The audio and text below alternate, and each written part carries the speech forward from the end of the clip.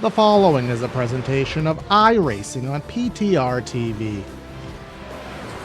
We'd like to thank all of our channel partners for their support. Please like and subscribe to the channel, and we hope you enjoy today's broadcast.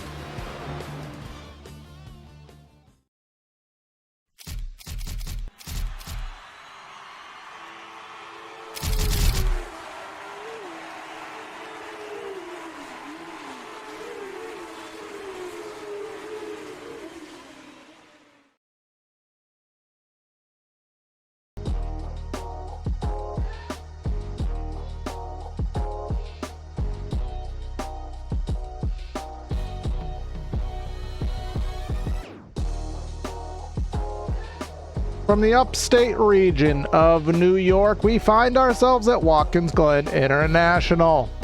The high-speed road course that is a stock car dream is where we head to tonight. One of the most famed tracks, one of the tightest racing you'll see on a road course.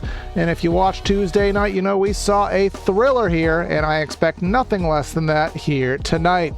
Welcome everybody to PTR TV for today's coverage of the Florida Estate Builders Area Pro Series. We are at round number 5 here at Watkins Glen International, and we're going to be doing this for 45 circuits around this road course. Going to be myself, Corey Silva, in the booth and in the production truck, and I got Hunter Sleppy with me to help me with the calls. I know, Hunter, you caught them with the big boys on Monday night in the next gen car, and I got to watch them in the trucks on Tuesday night. Well, now we got to split the difference. What's going to happen tonight here in these Xfinity cars?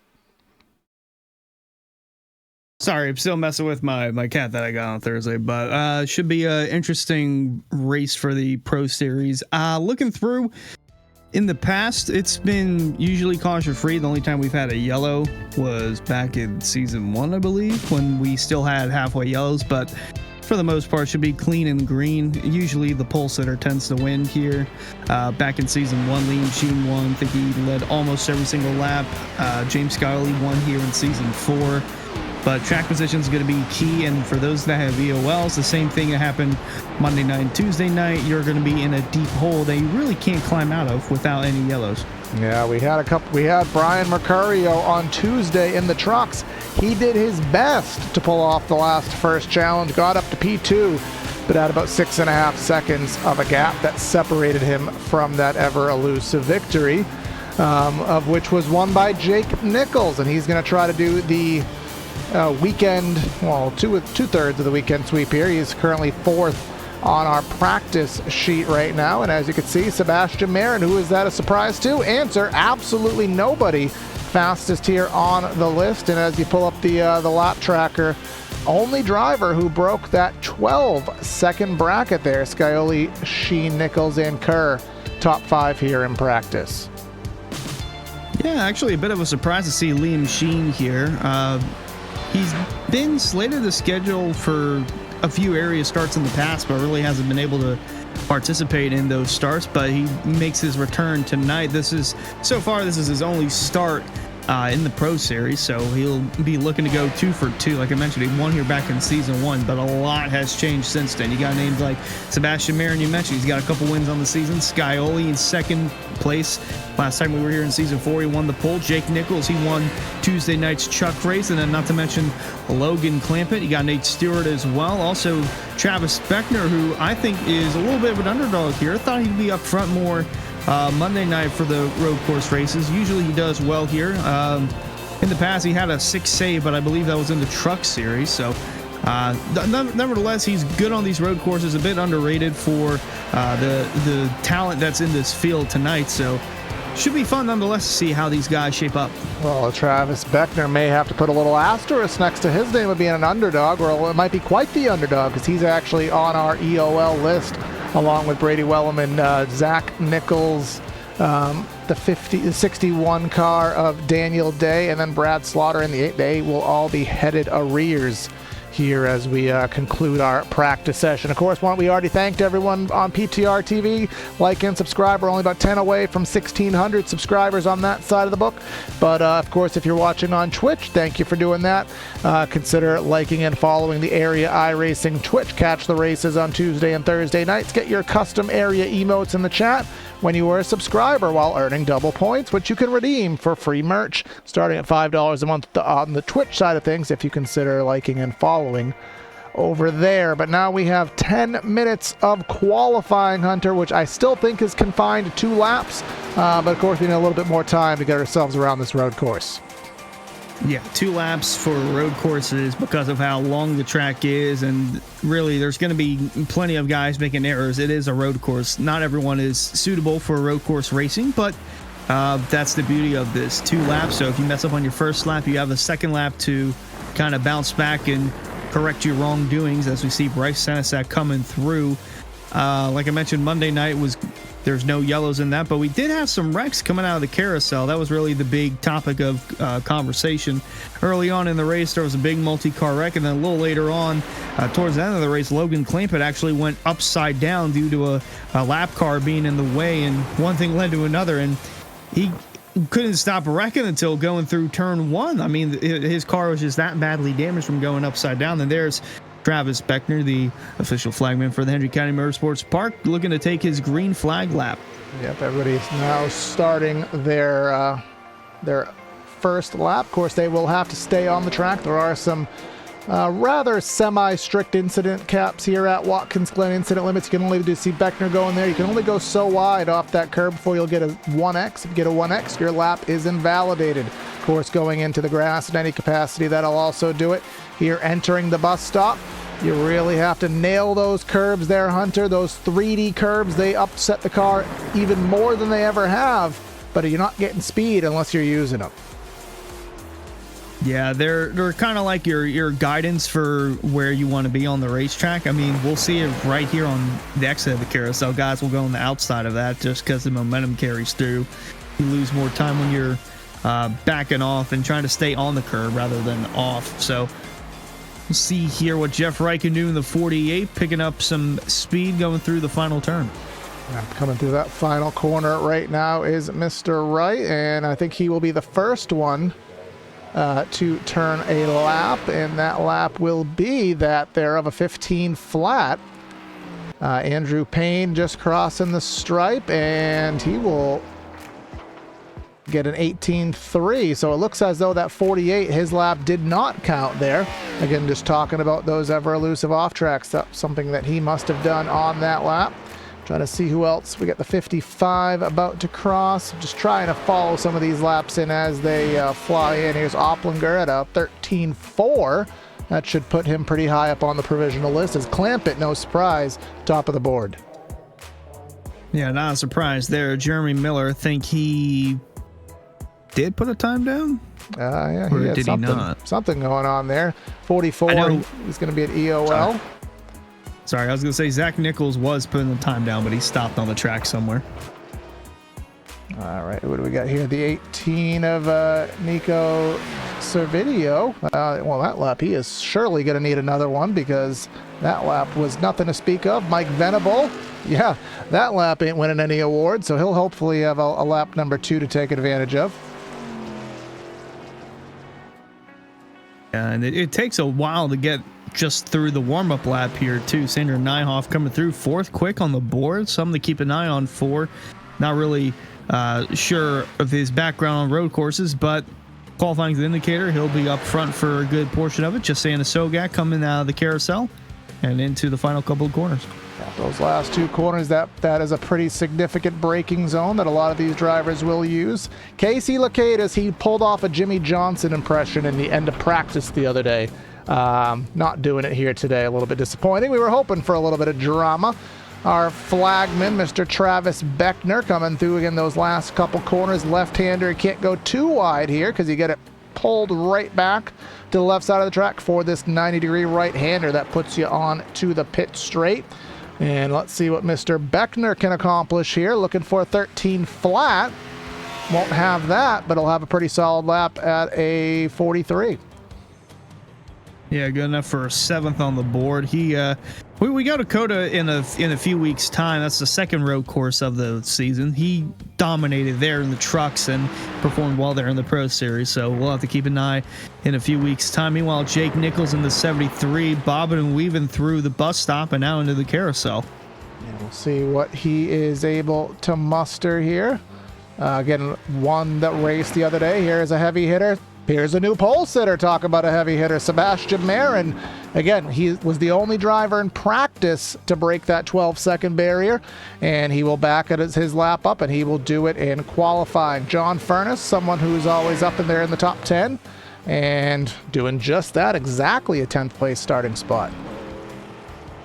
Yeah, John Furness surprisingly well on road courses too. Not too many people know about that. Was close to winning at Mid-Ohio a few seasons back, so he put everyone on notice then. Josana Sogak, 33rd quick in the 88. Not sure if we'll have any go-or-go homers. I could double check with the admins, but Jeremy Miller finally coming through a 17th place time. That's good for him. And Joseph Burr coming through to complete his lap. Yeah, let me see this one in the 15, so he will not be winning any awards with that. Looks like we still have a fair amount of guys out. Oh, someone he pulled the Jimmy Johnson impression, and that is surely going to be worthy of a Hendry County Motorsports Park replay. Got the time down, might as well do your best Jimmy Johnson impression, and he did just that. Yeah, over the tire wall there. Watkins Glen may have to invest in a second layer of tire walls there to amend themselves from those incidents here. Looks as though Sebastian Marin still on circuit. I was going to say, is he trying to improve that flyer? Well, evidently not. He didn't need to, because all the heavy hitters essentially have gone at this point. Number 7 still on track. Scioli, is this a hot lap? It is. 13.2, basically a break even to what he had already run, so no improvement there. Yeah, looking through, there's still some guys who have yet to put a time down, like Jeff Wright. I don't think he will. That lap is not accurate. 55 seconds around Watkins Glen. I don't even think a Formula One car can do that. Venable, Okresic, Kemp, Zach Nichols, and John Forbes Jr. They've yet to put a time down. I know Jeff Wright attempted one. Zach Nichols attempted one. Not sure about Kemp. Okresic, I think Venable tried as well. Didn't quite get anything there. Same with John Forbes Jr. Now, Lemowski, he was really wide off the final corner, so I don't know if that one is going to count or not, but if even so, it didn't really matter. Mike Venable, that lap didn't count either. I was going to say that'd be the slowest lap by far, but it will not count here on the board. So while this finishes up, just a couple other things to talk about, and we did kind of talk about it a little bit in our opening. No cautions to speak of here, so we will be going green to checkered. No stage, no caution. Doesn't matter if there's 100 cars upside down in turn number 1. We will have to muscle our way green flag. And as you said there, Hunter, those EOL drivers heavily hindered, or even the fast guys who may have butchered their lap, heavily hindered here, have to get up on pure pace and strategy alone. Yeah, like you mentioned, Travis Speckner, he's got a top 10 time, or actually, no, just missed the top 10. He's 11th on the qualifying sheet, but he does have an EOL, so he'll have to start his race from the back of the field as well. One driver who's not here and is kind of on thin ice for the rest of the season, really, is Michael Mohammed. So after what happened at New Hampshire a few weeks back, he wound up with 8 total incident points. Now, with the way the rec score is, 9+ points means you're disqualified for the remainder of the season. So he is 1 point below that. Anything between 6 to 8 points, you're on probation for the rest of the season and suspended for 1 week. Well, that 1 week was Indianapolis. I don't believe he's here tonight, but if he does return, he's on super thin ice and he can't get any incident points. Now, there is a way where you can have those incident points reduced, and that's by having a clean race, not being the cause of any yellows or butting your heads with anyone after the race. The admins are trying to work on that, but slowly but surely you can lose those points throughout the season. Now, the probation will stay the same, but as far as those with EOLs, it's 2 to 3 rec score points. So Travis Speckner has 3, Brady Walleman has 3 if he's here, Zach Nichols has 2. So if Zach Nichols keeps it clean tonight after this week, he won't have any EOLs to deal with. The same with Brad Slaughter, and Rafe Slate has three actually. So actually, he's suspended as well. So we'll have to worry about that next week at the Rock. And we do have just but one DNQ here on the day, and that's going to be Nico Servideo. He was at a 15:38 on his qualifying lap back in 38th, and he will be packing it up and headed to what I believe is Rockingham next week, if memory does serve. But now we will have a little bit of a warm-up, 5 minutes rather, so that gives you basically enough time to get out of your stall, maybe run one heater, practice that green flag stop, which is going to be important because we will have it in with the 45 laps here today, Hunter. I mean, it's kind of a more or less a guaranteed, pit around halfway, but whether you pit a couple laps before or right at halfway, we saw on Tuesday night at least, that had a massive variance in where you came out position-wise on the track.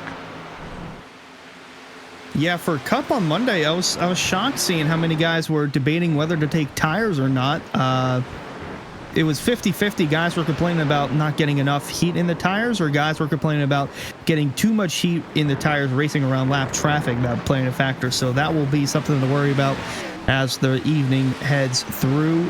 Also, one thing, the tires on the Pro Series cars, I believe they wear down just a little bit more than the Cup car. I forgot about that. I forgot that on the iRacing perspective, that the road tire on the next gen is a little bit different because the trucks in the Xfinity car, which is what we have here today, the Goodyear rubber essentially melts off these tires. We saw fall off, upwards of almost 1.5 2 seconds a lap on Tuesday night. So I would expect that more to be the conditions rather than that concrete tire, I guess, they ran on Monday night. Yeah, I would expect the same here. So track position is going to be very key. Also, whenever you come in and make your pit stop, if you want to pit early, trying to make up time then, or pit a little later and have some freshness in those tires towards the end of the run. Exactly that. We'll see what those strategies are. But now we are getting ready to head down trackside for the starting lineup here for the Florida Estate Builders Pro Series starting lineup, brought to you by Central Mobile Homes. Looking for a small or large home, a new shed or triple crown trailer, look no further than Central Mobile Homes. They've been proudly serving Florida customers for 29 years with a plethora of small and large home floor plans, shed designs, and triple crown trailers. Available in the LaBelle, Okeechobee, Clewiston, and Sebring. Head to centralmobilehomesinc.com. But what we need to do now is head down trackside for that starting lineup. Today's pole sitter, none other than the league dominator himself, the number 24 of Sebastian Marin, Logan Clampett. Never count that 42 out. He is overdue, and he'll be in second. Third, we'll find Jake Nichols, Tuesday night's winner, with Liam Sheen in the 92 car, founding in the fourth spot. The Australian native, Zach Kerr, in fifth. James Scioli in the sixth position. Seventh, we'll find Nate Stewart. He's been on a bad luck streak, looking to turn that around here today in seventh. Sander Nyhoff in eighth, and then rounding out our top 10, we'll find the likes of Justin Opplinger, and then the Polish native, Dominik Lemoski. Well, 11th is Travis Beckner, but that EOL is going to put him at the back. Instead, 12th will be John Furness. Next row will be Jonathan Evans, going to roll off 13th, and alongside him, another guy with an EOL, Brady Weileman, going to be 14th. At least that's what his qualifying time was. Philip Groner and Andrew Payne are going to move up a couple of spots because of those EOLs to Beckner and Weileman. Same with Jeremy Miller in 17th, Greg Mitchell in 18th, and then row behind, Matthew Bappy going to roll off 19th, and Blaze McKinney rounds out the top 20. 21st finds Mr. John Forbes Jr. and Daniel Day. He's rocking that PTR TV quarter panel. 23rd finds Alan Fox, David Weishart, not in the number 24th position. Braxton DeWeese with the big hat and the thumbs up. He is in 25th. Reese Schaefer, he will be 26th. 27th finds Matt Bell and Brody Falliker in 28th. And then rounding out our top 30 is going to be Connor Horn, and then Brad Slaughter. He is an EOL, and I'm just going to let the rest of these scroll by there, only because there tends to be inaccuracies with the EOLs and the go or go homers, but at least these are the times as they hit the watch. Yeah, that 38th Nico Servideo, the only DNQ of the race, so he'll be watching from afar wherever he may be in his sim setup, but going to be an interesting 45 laps. So very short race on paper, but the track about 2.5 miles in length. yeah, we do have fixed ups, and green white checker's not going to be a little necessary, not at least this week. And I realized that next week Oliveira is off due to it being Easter week, so in 2 weeks' time we'll return to the Rock. Yep, exactly that. And I know the Coke Series just put on a fabulous race there. I didn't get to watch the entire thing, but I scrolled a little bit through it, and the Rock put on a great race. And of course, the Rock coming back in the real world for the first time in over a decade, hosting top-tier NASCAR competition. In fact, I think it might even be the first live racing that it's really had since the repave. I can't really think of anything, but someone will correct me on that in chat. Other than that, we'll come down the back straightaway, and that pace car get one trek into the pits it'll make, and then we won't see it again for the rest of the day. So these guys will have to mind their P's and Q's, and more importantly, co-opetition there, Hunter. They gotta work with each other to get through the first lap and through a couple of those first tight turns and up the hill. Yeah, turn one's going to be very key. I expect it to be somewhat chaotic because for some guys, that might be their only chance at passing guys throughout the day.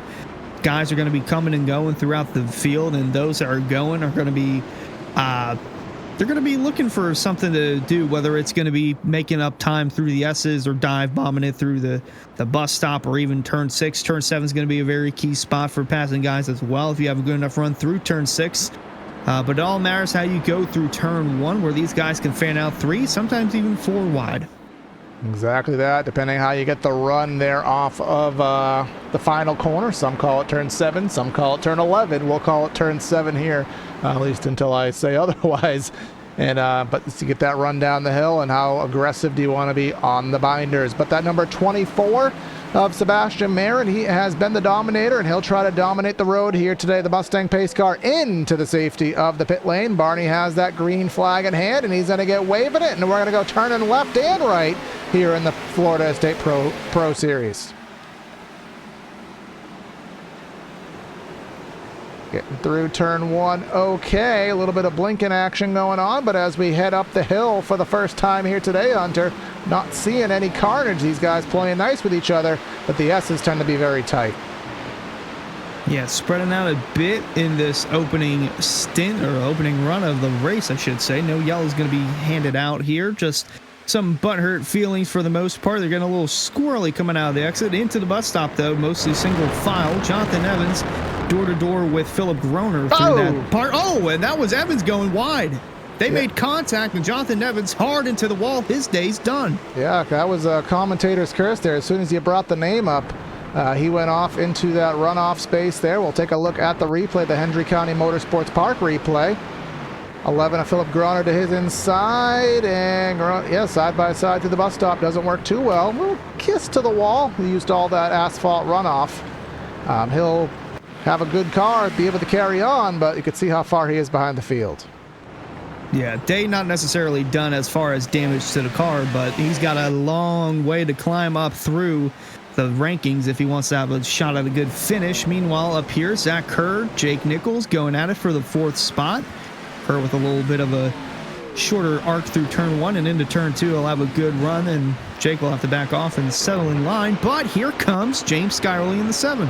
Yeah, Scioli he decided to back off, not go side by side through the S's. That used to be a big faux pas here at Watkins Glen back in the day. You ran single file up there just as you did turn 1 at Darlington. You did certain things you didn't do. It didn't become until about recently that they've got the cojones to run through the S's side by side. Scioli playing the cautious route, but falls back in line. I'll see what he can accomplish. Looking up front, Marin not pulling away, holding about a 0.3 of a second buffer over Logan Clampett.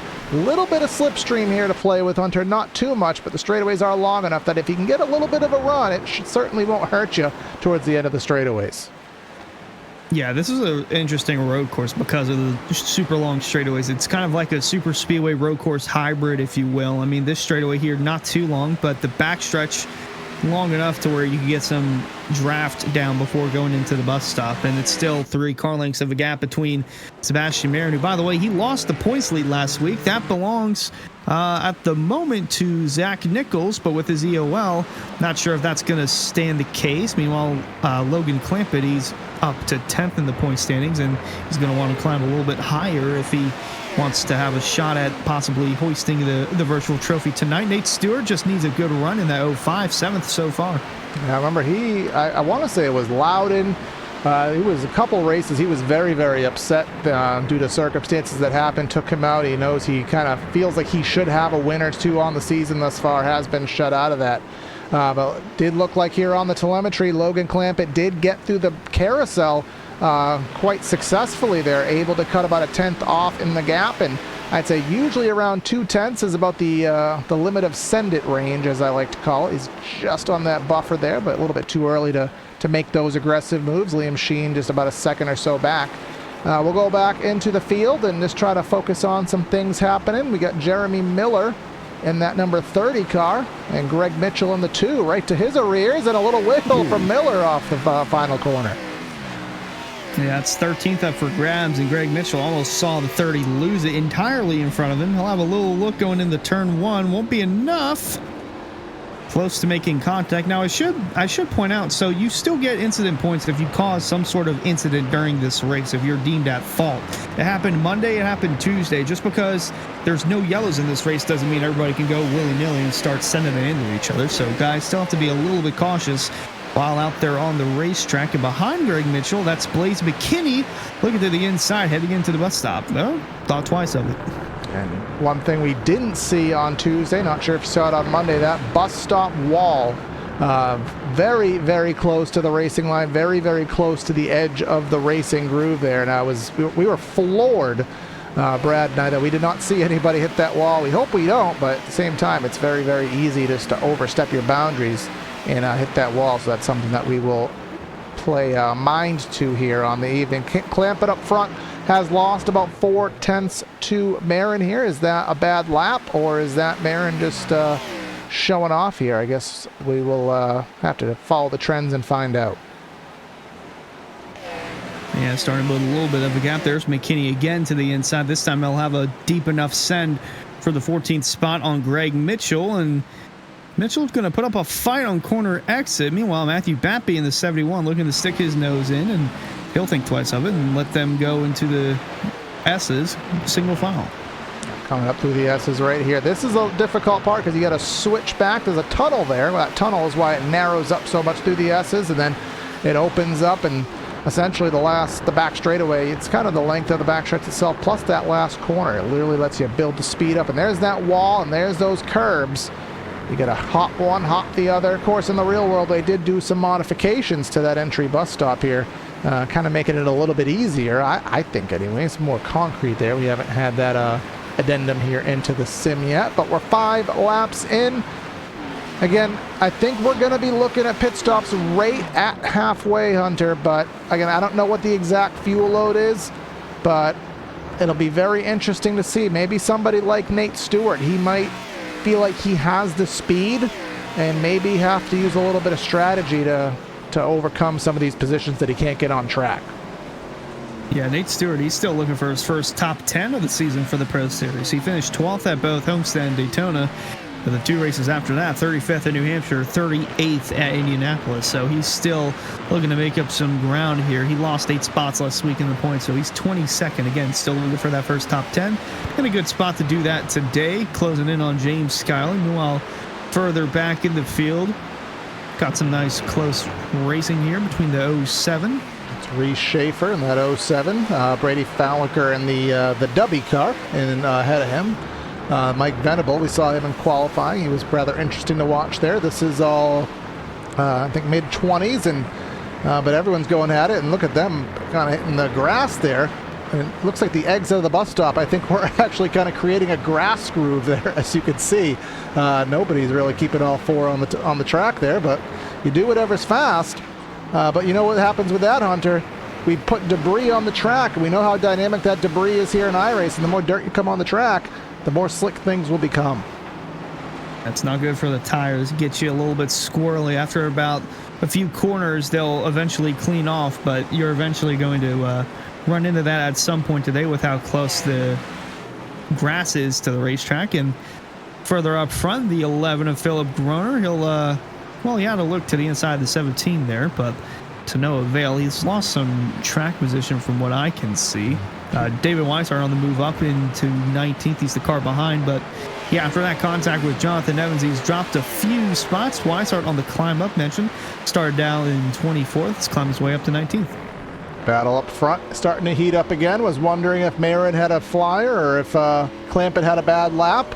I'm going to sway in the direction that Clampett had a bad lap, because now he's back within 2/10. And I'll tell you, as the leader in this situation, I'd say it's a lot more difficult than being in second, because you're trying to nail your braking points, trying to nail your shift points. Here in this Xfinity car, very easy to wheel hop it.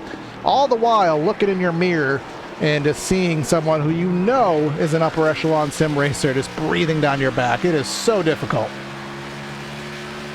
Yeah, that previous time through, Clampett ran his best lap of the race. Marin not so much, as we're looking through. Marin ran his best lap. It was a 1:13.1. I mentioned the lap prior. Clampett ran his fastest lap. That was a 1:13.9. So he's been saving the tires for quite some time. Seems like tires are starting to go away a bit from Marin. He's got his hands full coming down the backstretch. And you could see, both of them in the grass there exiting the final S there. I saw Jeff Gordon spin out doing that in 2013, getting into that grass, exiting that corner. And look at Clampett, dead sideways, shades of Marcos Ambrose and Keselowski through the bus stop, shades of Robbie Gordon and whoever Robbie Gordon had a battle with. I want to say it was actually Keselowski as well, but he'll fall back in line using all that runoff, exiting the carousel and making the run into 6th. Yeah, Clampett's been closing in, and I think he got a little bit too close there and had to whoa up a bit, so that's why we saw him go a little bit squirrely there through the bus stop. Liam Sheen, in the meanwhile, is just watching this unfold, keeping a safe 1.6 seconds between himself and the two up front. Clampett is having a peek to the inside. Don't think he'll make the move into turn 1 yet, but trying to force the 24 into overdrive and a bit more through 1. He just making them think, and that's sometimes that's all you need to do. And it was Kurt Busch and Robbie Gordon. Look up I want to say nationwide finish here. Robbie Gordon absolutely sent it in the bus stop. Fabulous finish here, but I think we're on the move here, and I think we're getting ready for a bus stop dive. If Clampett can get through the S. He was very, very loose there, but now here he comes. He's going to be patient. Thought he had the speed, thought he had the overspeed to do it. And they got to watch out. I don't know what the trigger is for the slowdown through the bus stop, but they must be testing it if it's even plausible. They're testing it on the exit of the S's and through the bus stop as well. Clampett's he's just biding his time. He's just watching Marin overdrive his stuff a bit more. We saw how loose he was, or how tight he was going through the S's there, and there's a close-up shot of him closing in on that bumper. He's just, like I said, biding his time and just trying to force the 24 into overdrive his stuff just a bit more before he can rightfully make the move for the lead. Of course, we don't have 5 gears here. Our wheelbases are a lot smaller, less downforce, so comparative to what he's used to driving in the next-gen car, this is actually much more of a battle and a little bit of a back bumper action there. Does it push him wide? Does it push him wide? Yes, it does. They're both sideways. Now he has the run. And will Marin give him the run through the S's, or will he fight for it? Answer is they're going to fight, go side by side, but I think Clampett's set up with the ideal line.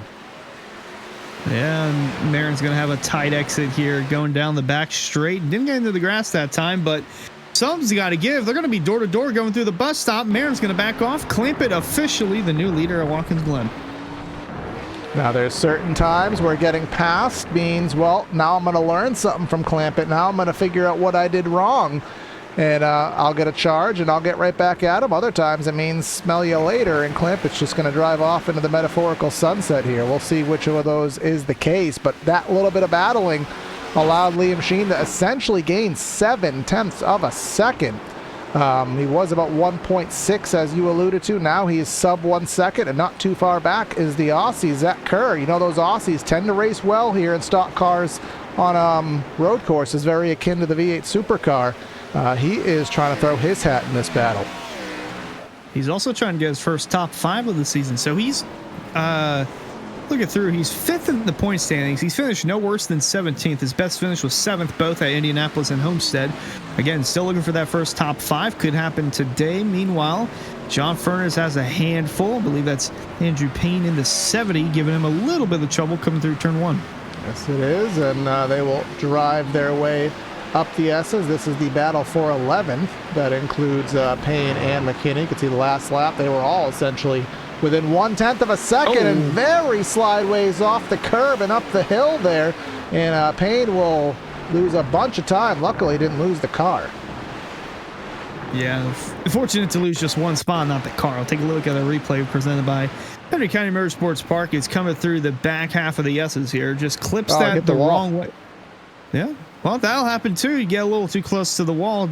Don't want to scrub off speed because, again, you lose any sort of momentum whatsoever going through the S's. It's going to hurt down the back straight.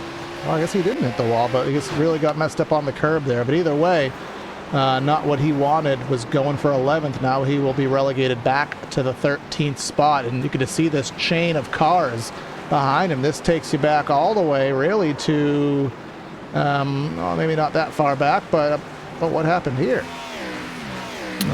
David Weishart. John Forbes Jr. and David Weishart. Not sure if they had any sort of run-in, but it seemed like John Forbes Jr. had some help maybe from the two. Yeah, that's Greg Mitchell with the dive, and yeah, he saved it. Just wadded them all up, but nobody went around. They all keep chugging. Yeah, it looked like Ford was, a while back, he was trying to keep the two at bay, just sending it a bit too deep, and here comes 05 of Nate Stewart, closing in on Jake Nichols. That's 6th and 7th on the track. Meanwhile, 8th place Sander Nyhoff roaming around in the back, just watching the carnage unfold in front of him, or presumed to be carnage. That's what he's hoping for, so he can gain 2 spots instead of 1.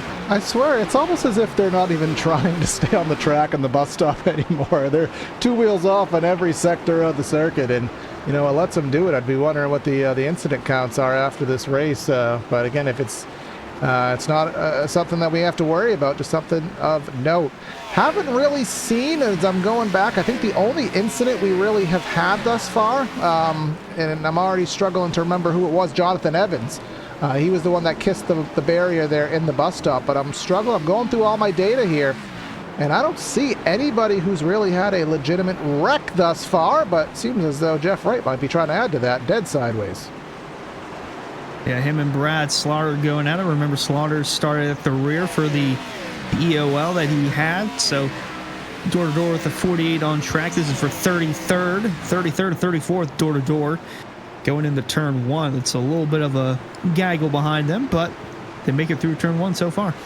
Exactly that, and if you're wondering up front, you can see on the telemetry on the ticker, we said, did Clampett, was Marin going to keep up with Clampett, or was Clampett going to drive away? If your guess was drive away, well, you would have been successful in that. Nate Stewart has been in 7th, trying to get Nichols, can't quite do it, as we are now 13 laps into today's race, and a good opportunity to bring up Elite Entertainment. Add some life to the party this spring with Elite Entertainment, located in Boiling Springs, South Carolina. Elite Entertainment provides high-quality band production to entertain at any location, including karaoke, singo, and more. You can visit the link in the description for all your contact info. That is Elite Entertainment.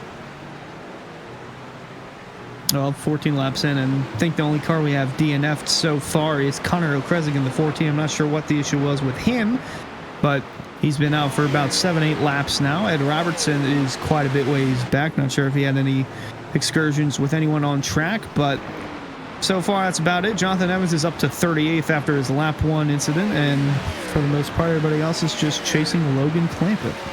That's indeed the case here, as Miller and Batby were having a little bit of a scrap there. This is for the mid-teens, as everybody pretty well spread out here. As you said, O'Krezig the only one out of the race, which, just bringing up the caboose here today, Mr. Ed Robertson. Give everybody their time in the sun. HelloFresh has gone astray here. We are now showing Blue Tip and Greenies and other sponsors. Try to give everybody their, Blue Tip. I think they're in my sponsor reel here too. So get everybody their time in the sun. Speaking of the leader, Wounded Warrior Project Chevrolet Camaro. Logan Clampett with Tiltify. Again, sometimes here on these road courses, I have a propensity to forget the leader because they're so far out there. They don't do anything. We don't follow them. But again, you can't forget about somebody who is just that good and is just that dominant. Yeah, one of the only guys still running 114s on the track. He ran a 114.5 that last time through. Marin a 114.8. Everybody else is around the 115s, and mentioned one of the few that ran a 114 the last time through. The other driver, James Skyley, in the 7th. He's still in 5th. Still looking to get around Zach Kerr in the 12th. They're running in the 4th spot, but again, just buying his time. And will be interesting to see who makes the move first on the pit road, because you're not going to try to overcut the 42 and stay out a little longer than him as far as fuel's concerned. So someone's going to have to undercut him here and see if that works out. But Logan Clampett's still out front by over 2 seconds. And you can see here, best lap related to the last lap is only actually about 0.6 of a second of fall off. His best lap wasn't actually that great, relative speaking. You can see Marin 0.8 of a second faster on his best lap comparative to Clampett, but now you can see the end result. So do you want to take that fastest lap award, or do you want to have that long run pace? I'm going to take that long run pace any day of the week. It is a bonus point at the end of the day for fastest lap, but Marin's got 2 wins on his name to the season, so he was just focused on getting hitting the ground running, if you will. That's what the kids are saying nowadays. But back here, it's a little gaggle. There's Jonathan Evans right in front of Scioli, Jake Nichols, Nate Stewart, Sander Nyhoff closing in. Just watch here. Just watch this absolute abuse of track limits, which is always a gutting debate here on these road circuits with the NASCAR vehicles and course cutting limits. Case in point, what are they doing here in this carousel? But if there's asphalt, we run on it, and if there's grass, I mean, I guess we run on it too. Here we use it. If it makes the car go faster and it improves that stopwatch, we're going to use it here. That is the rules here of stock car racing. And again, Stewart just cannot find his way by that 73. Just buying time with Jake Nichols, one of the guys who is the master of saving tires here. But again, he's got his hands full with the 05, so not sure how much tire saving he's going to have in the next few laps or so. But hello, there's a little gaggle here. McKinney, John Furness in the 28, and then Andrew Payne door-to-door going into 1. We saw Payne have a little bit of a wiggle earlier and is trying. He was 13th, and now he's actually looking to 14th. He got dead sideways off of 1, trying to get the power down a little bit too aggressively. He'll retain himself in that 14th spot. John Forbes Jr. closing on in. This is again, a good little battle of action here. And again, every time I look up on my telemetry chart, I keep seeing an excitement battle here on this 7th spot, and makes you wonder. I wonder if Nate Stewart is actually trying to make this pass, or is he just trying to make Nichols sweat? I'd imagine he's making the pass, but he doesn't seem too eager to step that car out of line at all. Yeah, he's running just a little bit quicker than Nichols that last time through, but just buying his time. We'll probably see the 05 make his presence felt whenever he comes down pit road. I think that'll be the turning point for him in projecting himself inside the top 5, because he's close to doing so, but still a solid run in the 7th spot. A little peak, nothing much going in the 1. That might just be that old competitor trick where you don't have the intent to make the pass, but you pull out of line just enough to make the guy in front of you wonder. And sometimes when he makes you wonder, it makes you make that mistake, makes you wheel hop driving a little bit too deep, and gives you a free pass essentially. I know I have tried exercising that option before, and I've been on both sides of it where I've made a mistake. Used to be a pretty good road racer if I was to toot my own horn, but for some reason I just can't do it anymore as they come through the bus stop. And I was going to say they adhered to track limits pretty well there, but again, that exit, we've just added about 2 feet to it in the grass. Yeah, they're pushing the envelope of how far they can go off course through the bus stop, but it's become so dominant that we're seeing a line. You can see it on the left of the screen, just how much they're going off the track. There's a little bit of a line close to it, and then there's the Vector line that he just took way off. Yep, and you get to see through. Oh, actually, this back group, they tend to stay on track there. That's Day. He just completely butchered it. But, you got to do what you got to do. I mean, you'd be the one to ask more than me. I mean, there's no incident limit to drive through, to loss of points or anything like that applicable here. I can go ahead and check on the rulebook, but I'm pretty sure that's not a concern. I'll look up on that. There was one series that I drove in one year. I remember. I know it's a little off topic, but we went to Coda, and they didn't have an incident cap, and people were literally at about 110 incidents after the race, and afterwards they said, okay, we got to do something, because that was a little bit crazy. So, again, they're not doing anything crazy. It's just kind of a fun watch here, and surprisingly, the track hasn't got too dirty there, but we'll see what happens. But up front, again, Clampett now 3 seconds, and he's actually closing in on the back end of the field. Brad Slaughter, I'm not sure if he has pit already, because he was not running last. He actually did pit, as a matter of fact, Brad Slaughter. He is on the cusp of going a lap down, but he just finished his stop, still on the lead lap, barely just. Him and Brady Wayleman, respectfully. As far from what I can tell, I don't believe... No, there's nothing for road courses, whether you have 4 incident points or 400 incident points. But the ones with more incident points are just looked down upon, as far as that's concerned. Liam Sheen into the pits. He was running in third, I believe it was, and he comes to the attention of his crew for 4 tires, fuel, and maybe a connectivity adjustment there. See what he can do. That moves everybody up 1 tentatively. Him being in third makes you wonder if maybe Stewart, maybe Nichols, maybe Kerr, does this want to drag them into the pits? Our fall off isn't crazy, but it's still about a second. So that can add up over the course of 2, 3, 4 laps. Yeah, and this is his first start of the season, so actually it's his second career area start. Like I mentioned, the only other start he's had is back in season 1 at this track where he won. So quite literally his second start ever in area, just trying to do something different, just going for wins. 3rd, 4th, 5th, not really going to cut it unless he plans to run the rest of the season. At that point, might as well go ahead. But there we see Jake Nichols. Not sure if he's making a pit stop. Oh, no, he just... Tires are going away. Nate Stewart's pouncing on it, and they'll move up to 5th. Yeah, going around the outside here at Watkins Glen. That was not on my bingo card, but here goes Travis Beckner on to Greg Mitchell, and that's 2 passes and 2 camera shots done on the outside lane there. So, yeah, that's something you don't see every day, but when drivers know that they're going to get past, they just, better to do it safely than risk a wreck. Here comes Jeremy Miller. Here comes Philip Groner to the attention of their crew just before halfway, trying to do that undercut strategy on the drivers that were in their immediate proximity. Liam Sheen might have called it a night. He did, yes. Liam Sheen is off track in the 41st spot, adds to the attention of Mike Venable and Connor Okrezik. Now, I get roasted for this, Hunter, all the time, but it doesn't stop me from saying it. There's many reasons to quit a race. There's you got wrecked. There is technical issues. There's also the I'm bored. I don't want to say number 3. I don't, because everyone's going to yell at me and say there's a reason, but with some of these guys that are in for win or nothing, it does happen. Yeah, that does happen.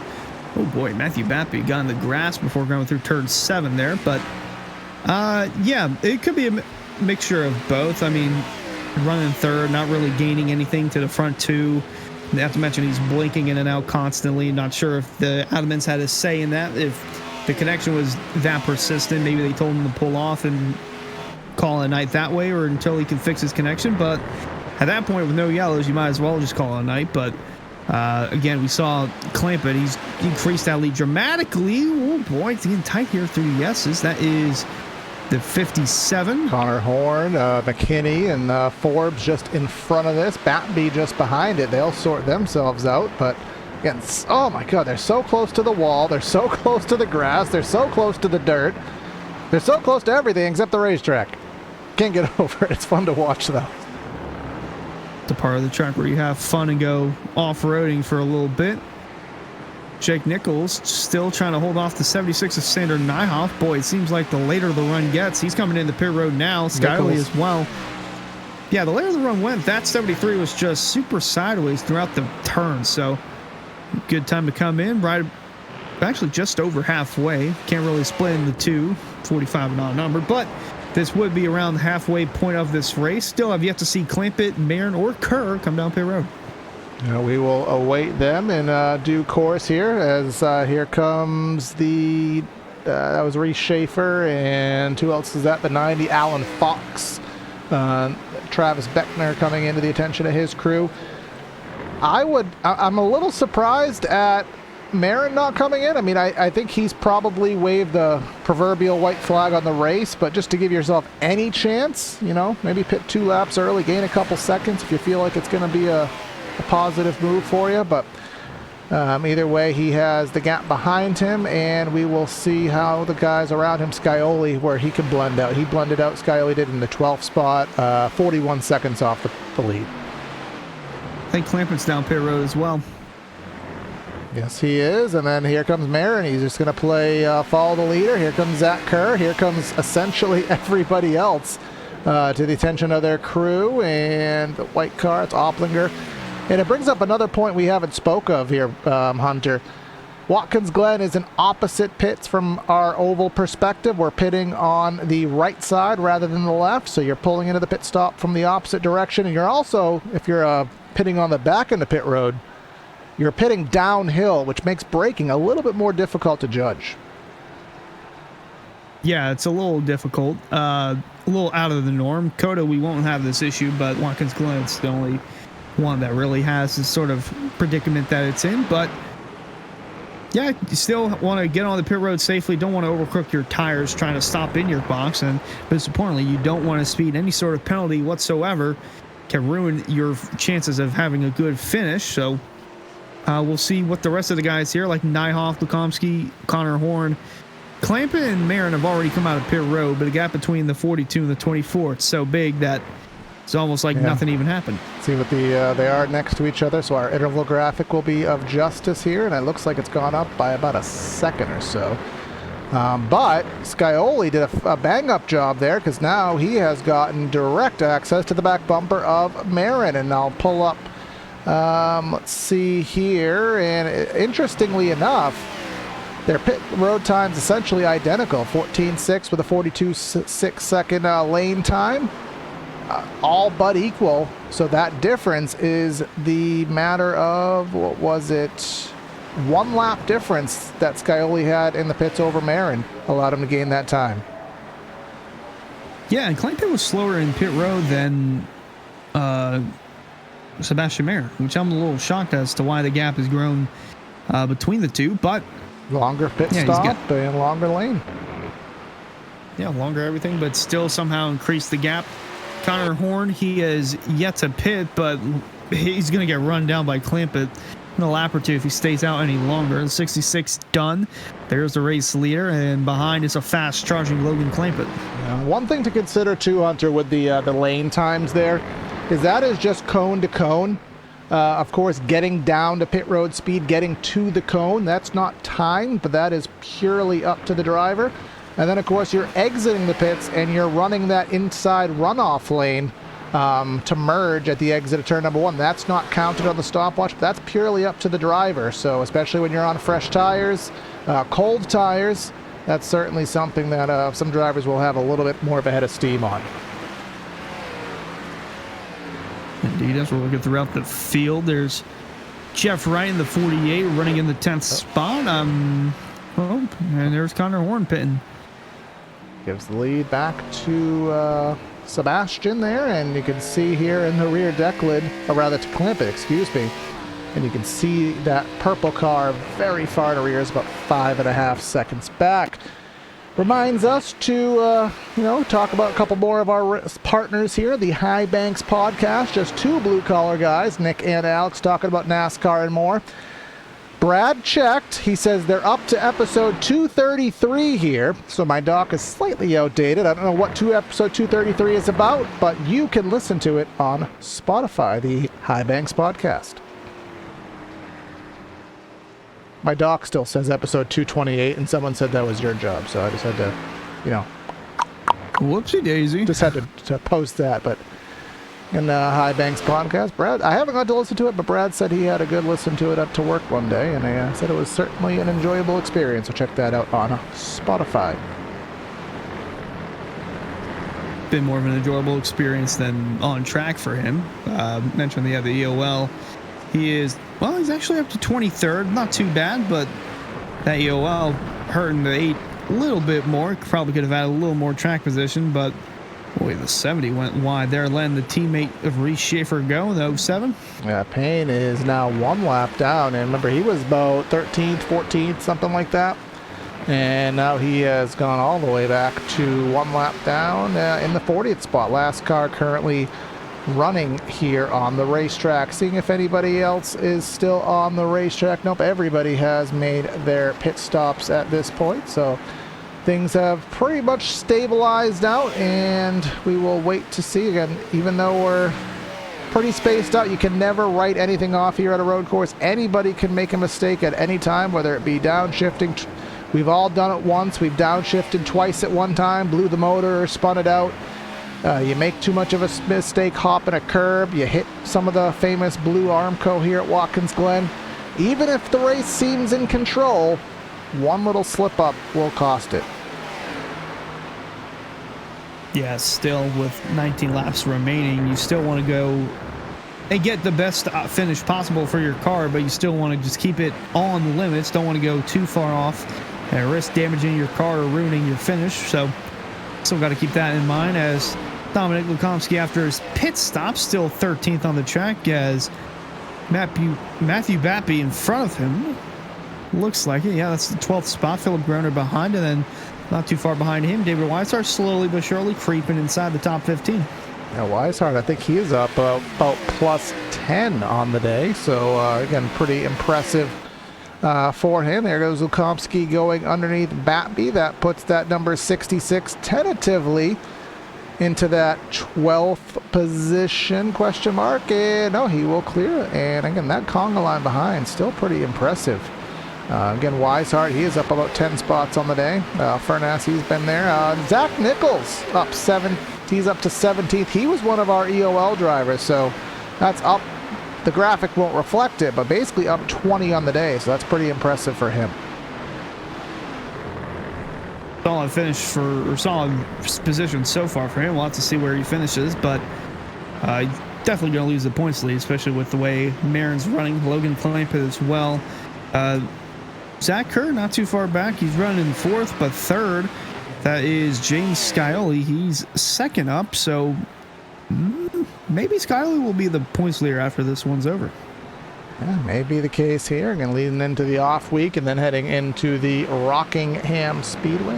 Are we doing a triple header at Rockingham, or are we split up next week? I don't quite have the scheduled doc on me, but I know at least 2 of the series are there. I believe all of the series are going to the Rock. Negative. Our Cup Series will actually be... Oh, but no, pardon me. The Cup Series is actually running next week, so they will be currently on schedule consecutively. You'll be headed to North Wilkesboro Speedway. They will be on the 14th. You can catch that on the IDK Player YouTube channel. And then we will be live here on PTR TV on the 22nd, 24th at Rockingham, both in the trucks and the Area Pro Series.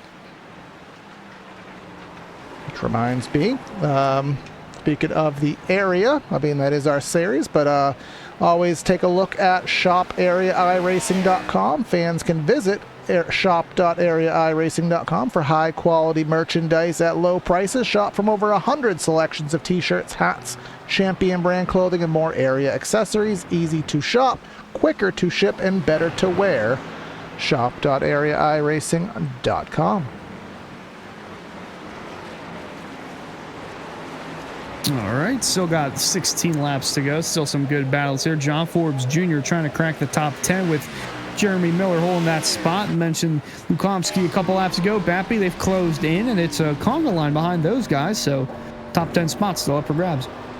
See our whiplash telemetry here. Miller not getting the run off of turn number 1, goes very wide, and John Forbes will say hello, thank you for the spot. He gets the appropriate one that will put him into that ever elusive top 10. And soon to follow is Lukomsky in 12th. It looks like Miller may be headed into the wrong direction, maybe losing that grip on the exits of the corners here. Very, very easy to do, as again through our famed bus stop. And Miller, I mean, we've talked about Butcher in the bus stop. That is one of our massive cases of it. He got all 4 wheels there. That may even be a slowdown. That was a big one there for the 30. He's going to lose that top 10 spot for the meantime. He's got the 66 all over his bumper. And not too far back, Philip Groner's got his hands full with some guys going side by side back there. But right around John Furness and Connor Horn. Yep, Connor Horn there. He was a DNQ on Tuesday night in the trucks, but having a decent day here in the Florida Estate Builders Pro Series. I always say that broadcasters tend to be slow drivers. Not just saying it in a joking way when he didn't DNQ the other day, but making us broadcasters proud here today. Running pretty decently in a very, very astute crowd here in area. But there goes Jeremy Miller making the pass on Bappy. Bappy slowly falling in arrears here to the back of the field, but mid-teens. But I guess now would be as good of a time as ever. Not something we do too often, but at the road course seems like a good enough time to do it. Let's do a little bit of a through the field here, if we shall. Logan Clampett is our race leader. We got Sebastian Marin in second, James Scioli in third. Zach Kerr may have kissed the safer barrier there. He is in fourth. Nate Stewart in fifth. Jake Nichols, not going to go back-to-back trucks in Xfinity here. He's in sixth. Sander Nyhoff in seventh. Justin Opplinger in eighth. And then we have John Forbes in ninth and Matthew Bell in 10th. We'll take off the back half of it there, Hunter.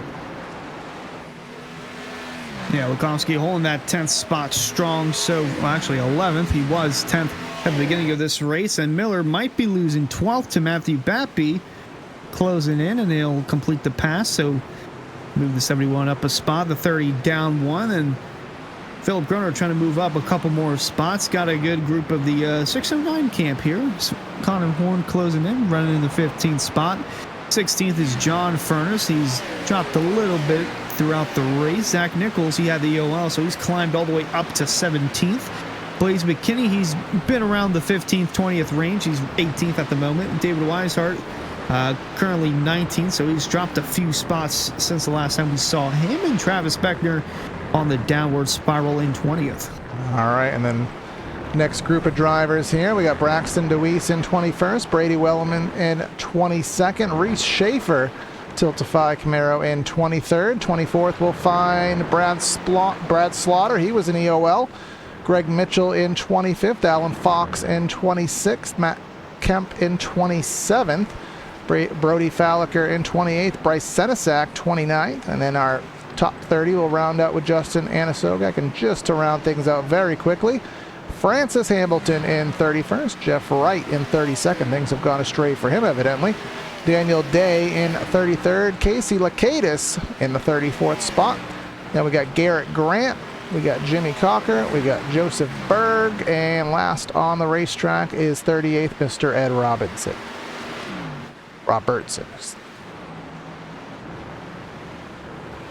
Yeah, getting to the closing stages of this one. Clampett, the lead has been about the same. 6 seconds over Sebastian Marin, and Marin not facing too much from the 7th Scioli, and looks like Jonathan Evans had another excursion here. Yeah, something had happened to him that we missed, but I got a trigger from it on my back-end software. This was about lap number 27. He pulled off to the inside there on the back straightaway, our Hendry County Motorsports Park replay. And did he just say, oh, smell you later? I can't quite tell, but it appears as such. Yeah, it's been a race to forget for that 26, so See if Rockingham has any better intentions for him, but see the 11 of Groner dropping down low, right around 15th on the track. He's got a handful of Jonathan Evans to his outside, and even behind them, actually, he's pulling off to the side as well, and everybody go. Yeah, this has been a very cordial race here today. I don't want to say I'm impressed because it's almost to be expected, especially of a field of this echelon of drivers. But yeah, these guys have been very clean. Not very much to speak of in terms of incidents. One other potential incident is, this is what happened to Andrew Payne. An impressive job to keep it off of all of the barriers there, but got it sideways there, and that's why he went from mid-teens to mid-30s. Yeah, bad there. Good here for Zach Kerr, basically where he's been all day, inside the top 5, clean in 4th. No one really pressuring him from behind, and this could be a good day for Nate Stewart. He's still yet to finish inside the top 10, let alone possibly a top 5 on the season, so that would be perfect for the 05. Build some confidence going in the right direction heading into the off week. As far as Jake Nichols is concerned, solid run in the 6th spot, but really good run for Sander Nyhoff in the 76. Very solid showing there. And I haven't really talked too much about Justin Opplinger today. He's been quiet in 8th, but sometimes a quiet day is a good day. Yeah, exactly that on David Weishart Racing. And sometimes if we don't speak about you don't do anything wrong. You just kind of run your pace and do your thing. Sometimes that's the best thing. I mean, we talk about the guys who win. We talk about the guys who wreck. Sometimes the guys in the middle, the sleeper picks, just get a quiet top 10. Ain't nobody gonna shout about that. We'll shout about this. Wayleman and the 13 of Braxton DeWeese going side by side, and we talked about a clean race. Rare incident, and we caught it live. 07 Reese Schaefer going off and avoiding the carnage. Check it out from our replay. We'll go top down cam if the trees will allow us to. And you could hop the curb. Well, actually, I don't even think that 13 hopped the curb. I think he just completely missed the bus stop here. We'll try to get a separate perspective of it. Yeah, he just missed the bus stop entirely. And then when he got back onto the track, that's where the 39 was stationed. And a couple guys go well off track. 39 of Wayleman, he did get hit directly in the right front wheel, so that may be a little concern for him. We'll have to see if that is ruled as a racing incident or something else. There could still be incident points given out despite there being no yellows for road courses this season. We'll have another one in week 11 at COTA, so got to keep that in mind a few weeks down the road. But Matthew Bell in the 9's been quiet race for him. See the 66 of Komsky there. Solid 10th place spot up for grabs. Yeah. Just behind that, the teens have just been where the spots are at right now. 87 of Blaze McKinney and Zach Nichols. Remember, as I said earlier, Zach Nichols, one of those EOL drivers. He has maneuvered his way quite decently through the field here, as we are now sub 10 laps to go, 9 coming to 8 to be very specific here. But now he's looking outside of John Furness here, maybe looking for a crossover, trying to get a better run off a 7 to lead him down the front straightaway here, but that will not come into fruition. Or will it? Yes, it will. He'll dive to the inside and see what happens in 1. 15th up for grabs here. The 44 going to send it low into 1. Blaze McKinney trying to go a little lower. Furness will lose 1 spot. He might lose 2 here as McKinney looks to clear him for 16th. Meanwhile, up in the 2nd spot's about to be up for grabs. Marin is losing time to Clampett. Scioli is gaining time. He's been closing in the last half lap or so from about 8/10 down to about 4. Really closed the gap, and he might make the move going into 1 here. Yeah, fastest car on the track, it appeared last time by. Actually, Nate Stewart in the 5th spot, but certainly the 3rd place car, Scioli, faster than Clampett last time around. Let's see if it updates. Crossing the stripe, not so much, but now he has that little bit of distraction in front of him, maybe a little bit of dirty air wash from Marin that will impede him, but he's close enough now that the 24 certainly has to pay attention to the rear view. 24 had the same circumstance early in the race. Remember the first 10 or so laps, he had Clampett breathing down his chops, and eventually Clampett managed to get by. But let's see if Marin has enough to hold on for 8 more circuits here. Just to hold off Scioli.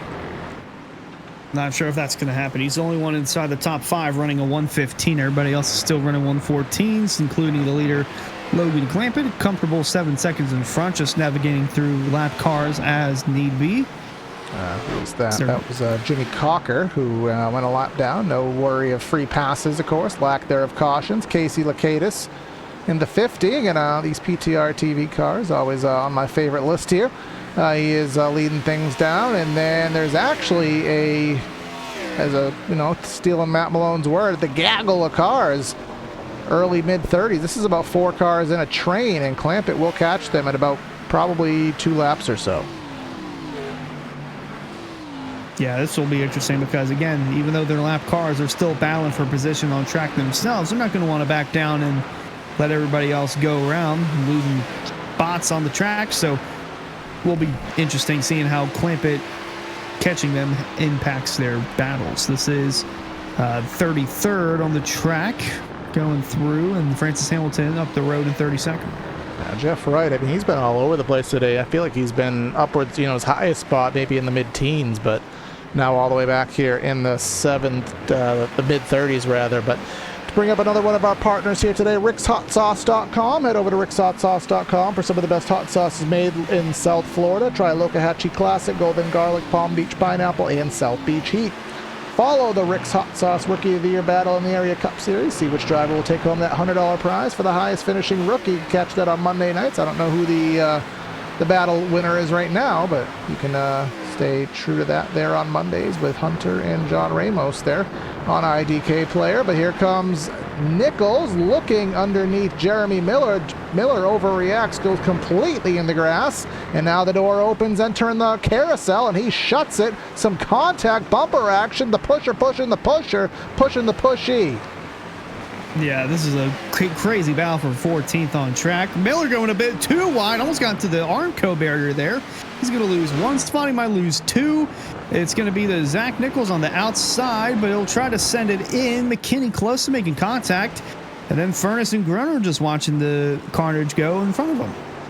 Yeah, Miller, as you said, that's a wall that we traditionally don't see drivers hit, but he was just about there, and he is not going down without a fight, battling side by side with Blaze McKinney, but he's going to have to use the outside entering turn 1, not advantageous. Furness, he saw an opening, and he says, hey, I may as well put a slide in for it, but let's see if the 30 can get the bite off of 1. He will not, so that pass will come into fruition here. And going up front, Scioli is now within Sebastian Range's diving range here, sub 0.2 of a second. Yeah, 24 going a bit wide there through 6, through 7. 7's got a bit of a better reach. 24 going a little bit wide using the curbing. No harm, no foul there, but it's going to be another 5 laps or so before this one's said and done. And really, who'll be second, who'll be third. It's neck and neck. They're closing in on lap traffic, so that might make things a little more exciting. Yeah, those lap cars in the mix. I believe that is Lakatis and Cocker, Jimmy Cocker. Yes, so I think it is maybe, but we'll find out in a little bit's time here. But we're coming down 5 laps to go. Only about 5.5, 6 minutes worth of action here left here at Watkins Glen International for round 5 of the Florida Estate Builders Area Pro Series. Logan Clampett has dominated the race. Sebastian Marin led the opening X number of laps, 9 laps, and outside of just a green flag pit cycle, this race has been utterly dominated by that number 42 of Logan Clampett, as now he is into that gaggle that we just spoke of. I mean, I expect a lot of respectful, cordial, gentleman-like moves to help him get through this, but as you said, those guys want those positions. Yeah, everything's still up for grabs here. 4 to go. Clampett, he's got a good gaggle in front of him going through turn 1. Not sure if any are really going to back off here. Some might, but would expect most not to. Again, these are still spots on track, no matter how far back they are. Right around the 33rd, well, about 30th through 34th. Clampett just now getting there. I'd suspect he'll probably be there by the chute, or perhaps maybe turn one of the next lap, depending how aggressive these guys get through the bus stop. And say the guys mid-30s, they have been the most cordial with the bus stop, staying on circuit for most of it, rather than pushing the boundaries a little bit further. But speaking of pushing boundaries, rather than Scioli getting second on Marin, we actually have Zach Kerr going for the second spot. Something must have happened to Scioli that cost him a significant amount of time, and now that 12 car is in the mix. Yeah, he might lose the podium spot here, which I really didn't think would be up for grabs, at least not him. I thought at the rate it was going, it would be the 24 of Marin, but he's held his own. And now Scioli's got to hold on for the next handful of laps to keep that podium spot. Again, this is to talk to us after the race. Who wants it more, Scioli or Zach Kerr? Or maybe Nate Stewart closing in on this battle. Yeah, Nate Stewart has been out of the top 10 out of the top 5. He's been like 6th or 7th for a majority of the race, but now he has that top 5. And I'll tell you, as a racer, there's a big difference in the stat sheet between a top 10 and a top 5. If you can get that top 5 and check off both boxes, certainly that is going to make you a little bit happier. And now we're coming about 2.5 circuits left to go, and at this point I feel as though Clampett is not in a rush, which he doesn't have reason to be, up 7.5 seconds. I thought he was going to catch these guys a while ago, but he has maybe backed the pace off a little bit and says, hey, I don't need to pass them, it's not urgent, and I'll just take my sweet time unless it gets tight. Yeah, really no envelope needing to be pressed here, as still 7 seconds. I mean, can shave a couple seconds off if you really wanted to. Doesn't need to push anything whatsoever. Let the battle unfold in front, and if there's carnage to go, just swerve away from it. As Scioli still has Zach Kerr on his bumper. Nate Stewart's not as close as initially appeared, but still some great battles even in front of the leader. All these guys fighting for 29th through 33rd. Exactly that. And of course, today our replays have been brought to you by Hendry County Motorsports Park. You can join them Saturday, April 12th. $1,000 to win. Outlaw 4 Spectacular and more. $20 for tickets. Kids age 5 and under are free. You can get a family of 4-pack, $25. Southernmost dirt track in America, Lewiston, Florida. Visit henrycounty.com. They've sponsored the very few amount of replays we've had to use here today, due to the cleanliness of this race. But we're coming down what will be the white flag. Clampett's lead has gone down about 1.5 seconds, but as we said, he is not in much of a rush, no rush at all, to tackle that battle in front, as Jeff Wright about runs out of racetrack. Zach Kerr still struggling to get by Scioli there for a third. Yeah, it'll be a fun battle for that third spot on the final lap, and one lap car letting Logan Clampett go, and there's about 6 others in front of him, or 5 I should say, that are still nose to tail. And even after Clampett crosses the start-finish line, they'll still have another lap to go one more time from Watkins Glen. Yeah, still 7 more corners, nothing to be guaranteed yet. Jeff Gordon lost a race here on the white flag lap in the past here at the Watkins Glen Raceway. But coming up the hill for the final time here, 5.3 seconds. So again, that lead is just disintegrating, but still no concern here, about a third of the way through the lap. Yeah, he's working down the backstretch for the final time, seeing some move being made by the 48 of Jeff Wright to no avail. So single file through the bus stop, mostly calm there. Again, third still up for grabs, but we'll have to see the very end who gets the better of that spot, whether it's Scioli or Zach Kerr. And for the moment, it's still Scioli through the carousel. Yeah, that was the best chance opportunity there, and Kerr appeared to just go a little bit too aggressively here. He'll have one more opportunity really heading into 6, but coming through 6 where we are right now, the penultimate corner. Again, big gaggle of lappers in front. It will interfere 0%. Coming through the final corner here, Logan Clampett has had some bad luck. Finally, it goes his way. He's going to win on the road. Dominating effort. Clampett gets the win here at the Glen. Yeah, then coming out of turn 7, Scioli's going to hold on for that podium spot. Just up the road, it will be Sebastian Marin in second. Solid 4th place finish for Zach Kerr. And then his first top 5 finish of the season, Nate Stewart in the 05. And you can see the big gap here as everybody finishes their lap. We do have a lot of time to be had. This is a live battle for position. Actually, this is 27th and 28th. That's Alan Fox and Brad Slaughter. Again, you wouldn't know by the way they're going at it, but this is a live battle. These guys are still going at it, still have some other live battles here. Travis Beckner and Philip Groner. This was 17th and 18th. That will finish as it appeared.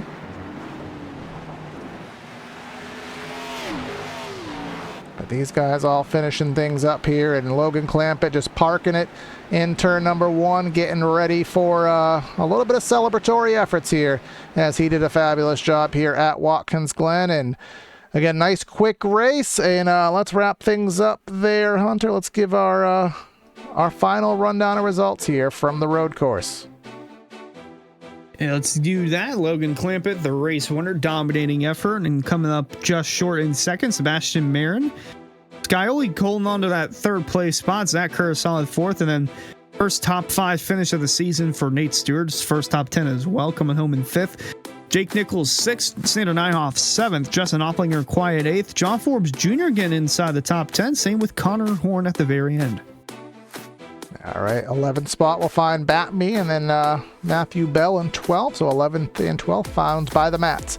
Zach Nichols went from an EOL up to 13th. Dominic Lukomsky, I keep dyslexing that. Lukomsky in 14th. Blaze McKinney 15th. John Furness 16th. Then we have Groner, Beckner, Weishart, and Miller rounding out our top 20. Yeah, just missing on that top 20 was Reese Schaefer in the 07. Coming home 21st, Brady Walleman 22nd. The EOL didn't help him at all. Braxton DeWeese 23rd, Falker 24th. 25th is Greg Mitchell. Matt Kemp 26th. Brad Slaughter holds on to 27th from Alan Fox, who finishes 28th. Senasack 29th, and Anna Sogak 30th. And just rounding out the last few pages of results here. Daniel Day 31st, Francis Hamilton, Jeff Wright, Jimmy Cocker 34th, Casey Lakatis 35th, Garrett Grant, Ed Robertson, Joseph Berg 38th. And Andrew Payne and Jonathan Evans, they both had some issues. One of the very few to have on-track issues here today. Liam Sheen pulled it in the pits early. Venable and Okrezik out very early in the event. So we'll go down and see, Hunter, if you can locate our race winner here. And I have found him. He's hanging out with his Lucky Ducks folks, and he is a lucky duck. Because he's going to get to speak to you in Victory Circle. Coming in with Logan Clampett here, back-to-back wins for Logan. I mean, you've done it on the Cup side already. You've done it twice here in the Pro Series, a dominating effort. Take us through your initial thoughts on the early run, because at one point you did have to catch Sebastian Marin, and it seemed like you were just playing your cards right and just letting him try to overdrive his stuff a little bit. But take me through your initial thoughts on the first run. Yeah, it was a lot of fun battling Sebastian there. Definitely tried my best to try and keep up with him and save tires. So yeah, just try to drive the car and try to drive it conservatively while going fast, and it was a really fun race. Yeah, nice to go caution-free, dominating effort, 35 of 45 led. We head into the off week for the Pro Series, so we'll talk about the Rock in a little bit. But next week, as far as the Cup side of things, you go to North Wilkesboro. Early thoughts on that, and then heading back to Rockingham for the Pro Series.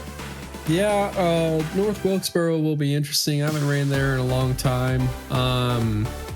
And then Rockingham, we just ran there for the Coke Series, but this car is different, so hopefully it'll be a little bit better. Not the best there, but hopefully we can do pretty good.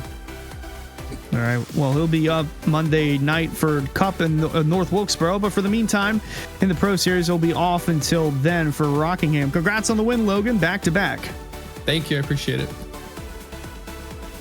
All right, and that is our victory interview brought to you by Victory Fuel. Celebrate tonight's win with Victory Fuel. Choose from caffeine-free flavors like Throttle Punch, Purple Potion, or Lucky Lemon. Each can packed with electrolytes and filled with vitamins and kid-friendly. Get 10% off your order with Area iRacing as the promo code at checkout.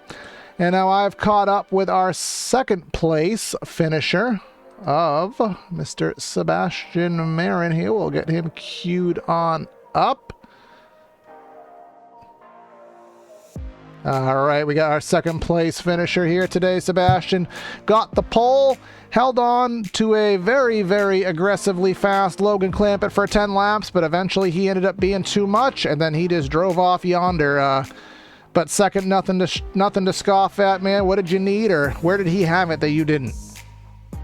Oh man, yeah, I needed a little bit more through the S's and the bus stop. He just had a bit more speed through there consistently wise, at least, because obviously in qualifying I kind of edged him out, but I knew he was going to be really good in the race, so I felt like it was going to be a matter of time before he showed a nose or got a run, which eventually he did. I just was starting to miss my marks here and there, and just kind of destroyed the front tires, so I just didn't have that front turn that he did, so he just drove by, and then at that point it was just survival mode, just kind of run for second place, because I knew I wasn't going to catch him, so I was just trying to keep myself in check, trying to not make too many mistakes.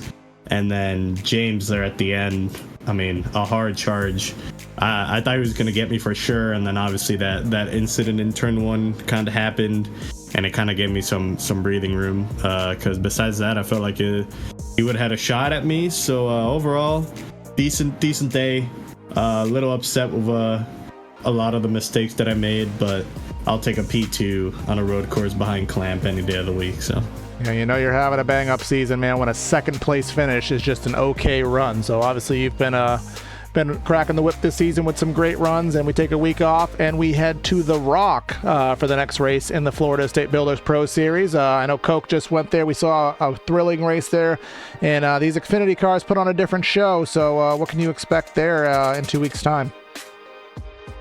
To be honest, I don't know what to expect. I've barely run these cars there.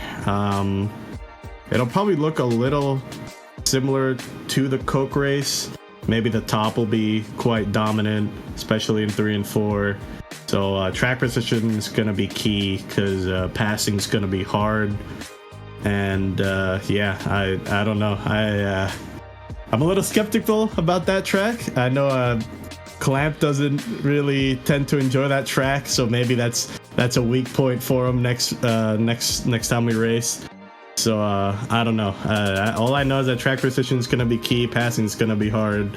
So quality is going to be very important for sure. All right, and luckily you got an extra week to work on it, man. So congrats on the solid effort here today, and we'll catch you then. Yes, sir. Thank you. Have a good night, guys. And now, unfortunately, we missed that incident, but Hunter, perhaps you can see what happened to Scioli there. He was going for second, but he'll settle for a quality third. I'm here with the new points leader after this one, James Scioli. Finished no worse than 11th so far this season, coming through with a solid third place. What happened there? It seemed like you had Marin right in your grasp, had taken second away from, and then something happened to where all of a sudden you had to fend off Zach Kerr for the podium paying position. Yeah, unfortunate there. I felt like I had second place pace pretty much the whole race. Just I kind of messed up my last corner in qualifying. It was the difference between third and sixth. So fortunately I had to start sixth, and then yeah, just trying to get around some lap cars there. Garrett did a good job, let me go, and I don't remember who it was. Just kind of entered on the bottom on the inside wall, and half kind of let me go, but kind of expected me to be a little higher. They didn't really make the apex. I thought that when they went to the inside wall, they were just kind of going to back off and give it to me and let us race. So just kind of an unfortunate miscommunication there. Had a big slide, was luckily able to keep it straight, and then had to dodge same lap cars kind of wrecking in the S's. Was luckily able to stay ahead of him there and get on through, and the tires weren't too bad, and somehow escaped with no damage. So definitely got a little bit more eventful there at the end than I wanted. I did think that I had Sebastian at least in my sights. It was going to be tough to make the pass with dirty air and everything, but definitely still happy to walk away with a podium with all the chaos there.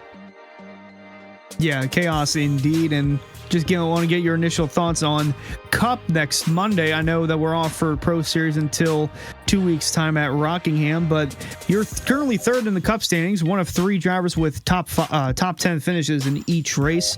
Initial thoughts heading into North Wilkesboro. I know that's a tough short track for a lot of guys, very tight racing. And then the same thing with Rockingham. It could be quite a badass track, but you got to watch your limits. So initial thoughts on both Cup and Pro Series in week's due time.